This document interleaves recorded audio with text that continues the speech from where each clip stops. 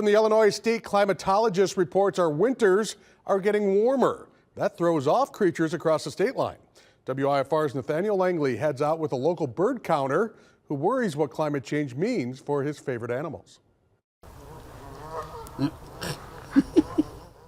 Matthew Vincent counts birds, his go-to pastime for the last 40 years. It's just an amazing visual experience because everything is very fleeting. In winter, Vincent searches for how many of his feathered friends didn't migrate south. Migration is a very dangerous thing to do. You need to get out of your breeding area because there's not going to be enough food. But he notices a concerning trend in recent counts. Our bird populations are crashing. The scientists will say it's due to climate change and habitat loss. The National Audubon Society reports 40 local species are vulnerable to rising temperatures. Those at Who Haven notice a change as owls who didn't migrate struggle finding food.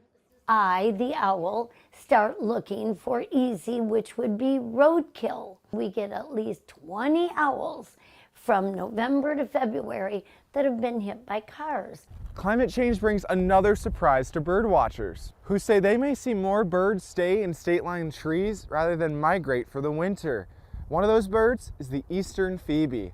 For a long time, I figured they'd be goners. You know, it would get cold and they'd die. But this phoebe has lived through some pretty cold nights. Vincent believes the biggest risk for birds who stay is freezing to death. Habitat restoration can stop that. Who Haven has another suggestion for anyone. Plant some of the native flowers. Don't cut down every tree. Leave some up. In Winnebago County, Nathaniel Langley, WIFR News.